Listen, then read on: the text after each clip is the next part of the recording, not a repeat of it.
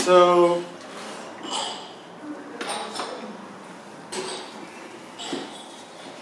alright, so the thing I want to share with you guys is what makes a good picture? No idea. Picture that you like. Okay. So let me start off by asking you guys a question.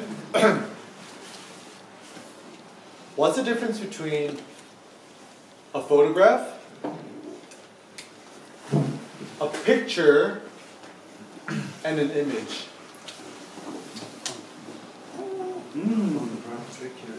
What's the difference? They're all similar, but they're all different. Maybe an image is like the reality.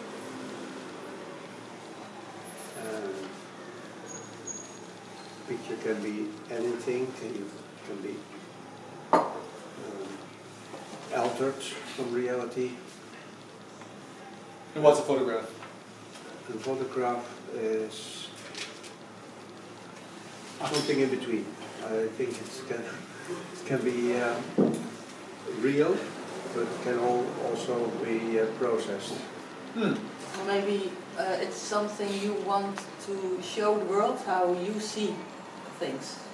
It's only how I see the world, or something that I try to picture it. And you're looking another way to that object, and I'm looking to a different way to that object. Everyone is looking when you give us opdracht, what's that? Exercise to photograph this room. Everyone does a difference. So maybe it depends on your perspective. Yeah. And then, And your signature as a photographer. Your signature? Yeah. Yeah. So these are all, you guys are all correct. The reason why I asked you what's the difference between a picture, a photograph, and an image is because ultimately as photographers, once again, we're visual artists. We're not just making photographs. So that's the thing is, thank you. Beautiful, beautiful. Thank you so much. Okay, so anything you use to make pictures of with this is a photograph. This is a picture. A picture could be made with a camera, or a picture could be made with a paintbrush. So let me give you guys another example. And this is actually like, it actually sounds a bit confusing, but it's actually, I think, quite important to know the difference. So let me give you an example. Okay. So this is a picture of Cindy.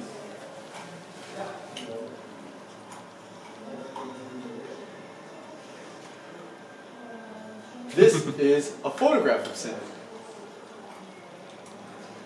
A picture is essentially a visual representation of reality on a two-dimensional form.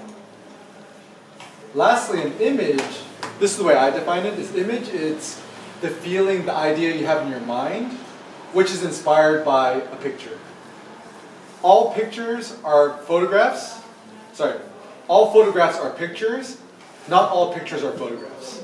What I mean to say by that is that if you have a picture could be made as a painting is a picture, a photograph is a picture could be made digitally or analog, but an image is ultimately what we're trying to do, is because an image is more of the sense and the philosophy and the feeling you get from a photograph. So let me give you an example. So the reason why I make photographs or pictures of Cindy is because I want to give the viewer an image or a feeling in their mind of love, of compassion, of togetherness, of teamwork. So ultimately, as a photographer, you're making photographs, and all the photographs you take are pictures. But realize that as a photographer, don't talk down on yourself. Because a lot of us as photographers will say, oh, you know, I only do photos because I don't know how to paint or draw. But, have you guys ever heard this? Any of you guys ever feel that way? But just kind of realize that, yeah, both painters and photographers, both of them make pictures. And the purpose of a picture is to make an image. And the image is more of this concept we have in our mind and what we're trying to communicate with our viewers. So for example, what I'm trying to do with my photographs, ooh, look at that handsome guy there. So ultimately what I'm trying to do with my photographs is I'm trying to convey a certain mood, a certain emotion, a certain feeling. And you know, I could do this with pictures, I could do this with photographs, I could draw. Ultimately, I don't really care what I'm doing with photos, but I think for me, ultimately, what I'm trying to do as a photographer, I want to create certain social statements about society and I study sociology as a student in university. And to me, all my pictures, I think, are actually social statements. So if you look at this picture,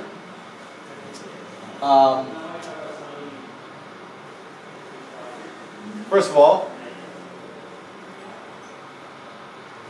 what is she holding? Red Bull. Yeah. Oh yes.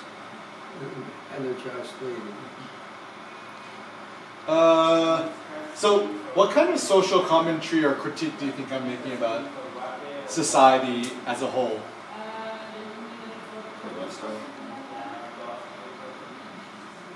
So what kind of lifestyle does she have? Not a healthy one. Not the healthiest lifestyle, right? And even this picture here,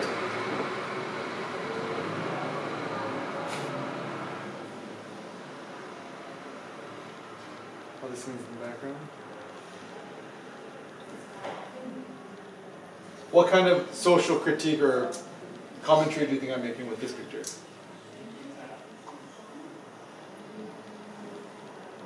Same thing. Yeah, Is so there a race element to it as well, though? yeah. So a lot of people look at this picture and they're like, that's really bad of you because you're essentially just making fun of bad people. I'm like, no, to me it goes deeper than this. It's more of race, inequality. Obesity is a huge epidemic in America, and unfortunately it affects more people of color than white people. And it's generally because, you know, black people or people of color are poor and therefore they have only access to like McDonald's or cheaper food, whereas, you know, even actually like East Asians have it better off than like Southeast Asians in America. And, you know, not if you're a person of color or you're from a poor background or things are economically difficult for you, what's cheaper? A $1 hamburger at McDonald's or like a $15 kale quinoa salad at Whole Foods, right? So I'm also trying to make my pictures to show that, you know, ultimately, even though the world might seem like kind of like a sad and scary place, ultimately I'm trying to give people a sense of enthusiasm and positivity for the world in reality, because even like one thing I discovered from street photography and photography is sometimes the meanest looking people could actually be the friendliest. So like even with this photograph, what are the details you see in the background? The tattoo. Or the background. Yeah. Yeah. Well, yeah, you see in him the tattoo, right?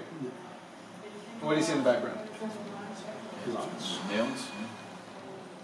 What do they kind of look like? Hearts. Yeah, hearts, birds. So, do you remember that fancy word we learned earlier today?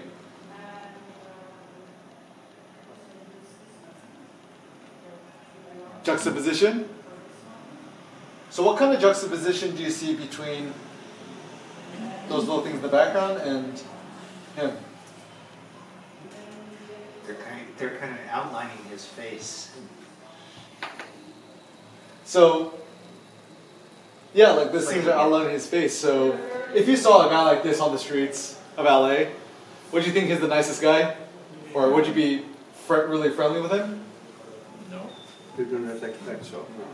Probably not. You would actually kind of be a little bit afraid of him. Like I know, so my personal rule is whenever you see a guy with a neck tattoo, ask for permission.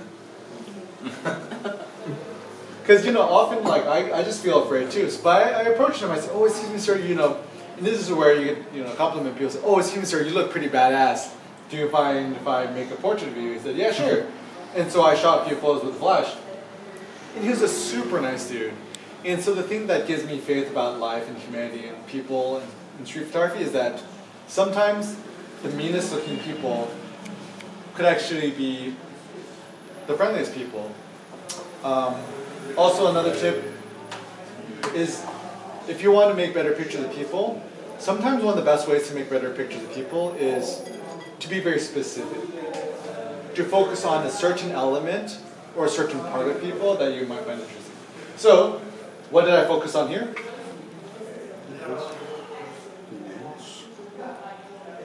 Red dress. Extravagance. So, question.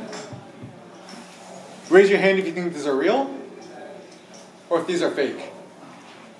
The nails? Yeah. No, real. Real? Fake. Oh. What do you guys think? Real. I think. They actually are real. How do you know they're real? Because they are the curves are very different and not. Yes, the curves have something special. So, Ladies know. Ja, ik wil wel helemaal niet van nagels, maar ik ben van wel. so then to me, the more interesting question is, how does she wipe her behind? And the rest. Yeah. Or, I have another question. Do you think she has a job using a computer? No, What do you think? What kind of job do you think she has, maybe? not at all. Yes, scratching. So, like a DJ. So, to me, this is actually very interesting because it's a photograph that's interesting, but it gets deeper. You start to ask yourself more questions like, oh, who is she? What is her job? Like, are those nails real? Are they not? Like, what is kind of the, you know, why does she do that? Or stuff like that. But to me, even the more interesting issue is more of a, it's more of maybe like a social economic one, is that, does she have a job? Because even in Asian society, do you know the female foot binding? Yeah. So what is that?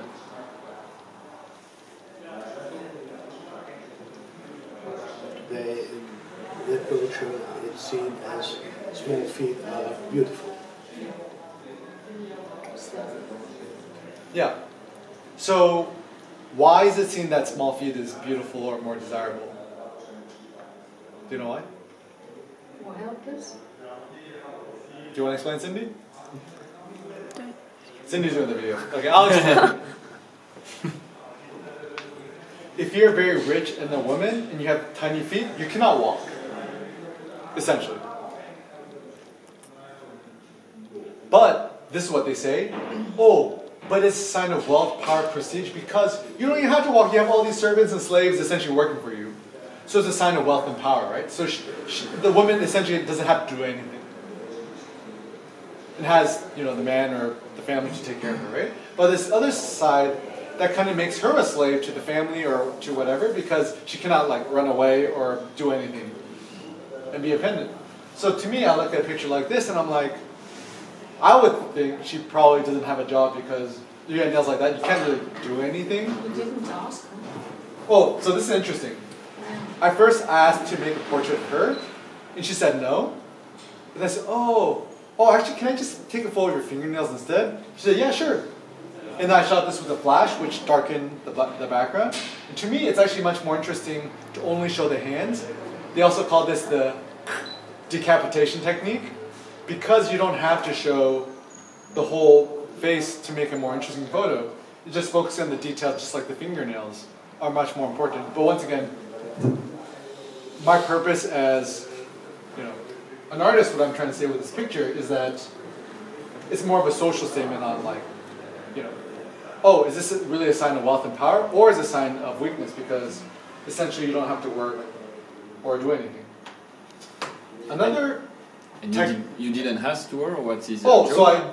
Oh no. No? Okay. She said, "Oh, my job is to wipe people's behinds." Another tip I give to you guys in terms of composition is this theory. This is kind of a new theory that I've discovered, which is actually quite interesting. I don't think anyone's actually done much talking about it. It's called. Alright, several things. Okay, you can think about it as dynamic tension, or a more fancy way of thinking about it, more precise, is opponent-based theory on visual art, or opponent-based tension in photography or art. So basically the idea is, in order to make good visual art, you always need some sort of tension or opposition. So juxtaposition works well because you have two different elements which are similar but they're also fighting each other. But to me, a picture like this is interesting because in terms of the opposition, you have this man walking this way and you have this eye looking this way. So you can see there's a dynamic tension or opposition between two of these elements in the frame. So whenever you're thinking about photography, think about how can you create this kind of opposition or this tension between your images. Also, if you think about color theory, so this is actually quite interesting. One theory behind how colors work, or how to make good color pictures, is you want to have the opposing colors, or the opponents. So anyone here like to watch sports? Watch what? Sports? Yeah. Or, you know, wrestling or boxing or fighting, whatever, right? Or even horse racing. This is interesting. If you want to become a stronger person or a better fighter or a better athlete, you actually need a strong opponent. By having a stronger opponent, both people become stronger. So the opponent-based theory of color in photography is that if you have the opposing opponent colors, then both colors actually become more powerful. So, as for fun, what color is this? Where do you see these two colors? The Swedish flag. Swedish flag, what else? Sky. Sky? What else? Sky, yeah, the beach.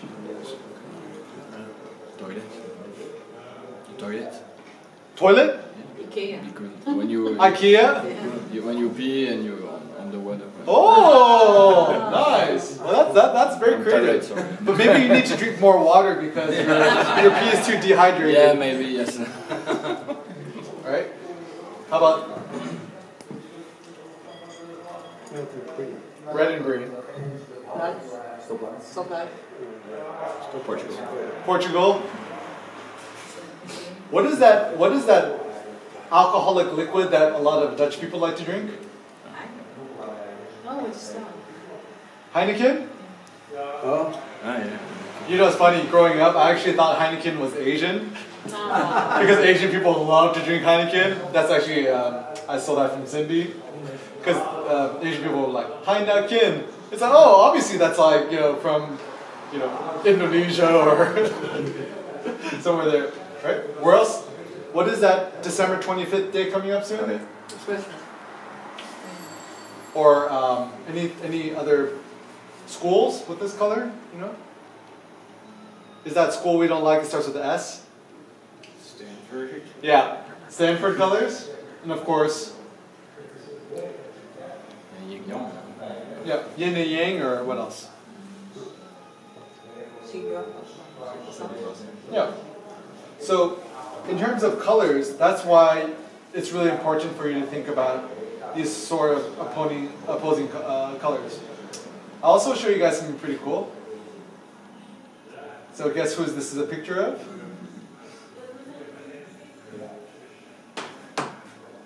Sandy. Hi, Cindy. So let's look at this picture. What about the composition is dynamic? Curve. And In the hands, reflecting that curve. Yeah, so you And see the hair. the curve here. And Her hand is making the opposite curve. Oh, and her hand is making the opposite curve, yeah. And what do you have in the background? And the lights are. You have all these nice lights in the background, right? Yeah. Yeah, so to compose and analyze your pictures after the fact is a very useful thing. Because one thing I actually did was I sketched the lines here too. So even one thing you guys can think about too is, so this is interesting. This is a picture, but it's not a photograph. But it's a picture of a photograph.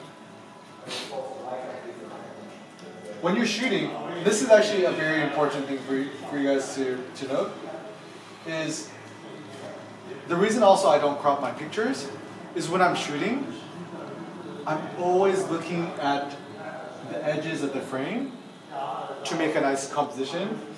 Because you can see here in the original picture, you could see how this line here comes almost exactly.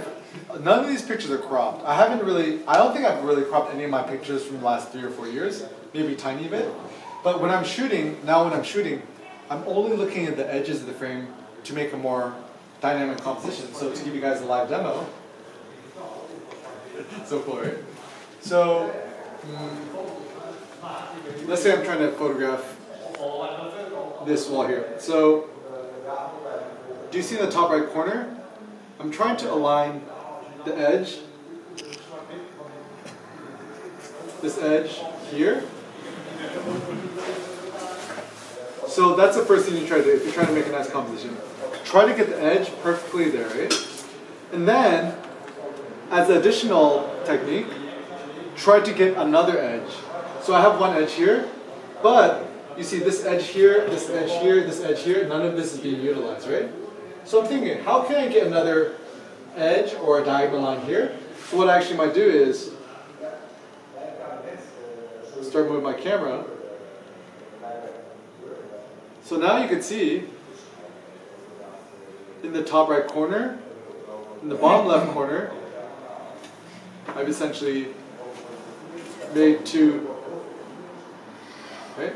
And then if I'm very ambitious, so I connected this diagonal here, that diagonal here. Now I'm going to try to get this diagonal in this corner. So how can I do that?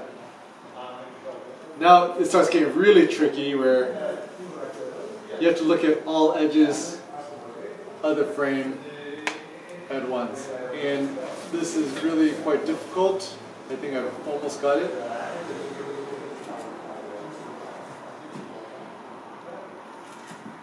Yeah. Essentially, yeah. This is quite a little bit successful. So now you can see these edge pretty much coming from here, this edge coming from here, and that edge coming from here. Because essentially what you're trying to do is you're trying to connect these different edges to make much more dynamic compositions. And essentially the way I was able to learn this technique, I actually learned this from Bauhaus art, is if you look at the art from the school of the Bauhaus, they actually do this very, very well. Is all the corners and the edges of the frame are actually really, really well connected. So I want to show you guys how you guys could probably apply this practically to your photography. So have you guys ever heard of something called the golden rectangle or the golden triangle? Yep. All right, good. So as a practice, we go to all practices. So does everyone here have a piece of paper, or you can do it on your phone, or just do it mentally, or you can just follow along with this, okay? So we all know this basic concept of rule of thirds, right? So rule of thirds is like, oh, you divide the frame into like thirds like this. And basically we're taught that the rule of thirds is good, and you frame it according to this, and then these points are what's the word?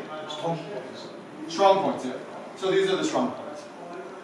When you're a beginner, you're starting off, this actually works quite well.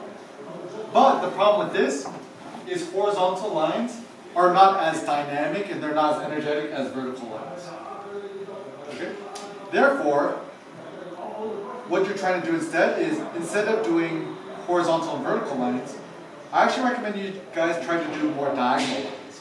So even on cameras, like some of them, you could actually put on the diagonal grid. And the useful thing with that is that you start to think of the world kind of more like diagonals. And the biggest tip is when you're doing diagonals, try to the best of your ability, get the edges of the diagonals from each of the corners of the frame. The easiest compositional frame I could recommend you guys when you guys are taking photos of anything is start off by drawing a line from the bottom left corner to the top right corner. Like comme ci. Yeah. Appreciate my French there. Then, oops, comme ça.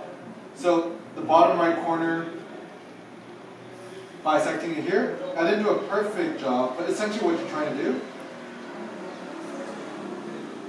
is you're trying to create 90-degree angles from each of these points.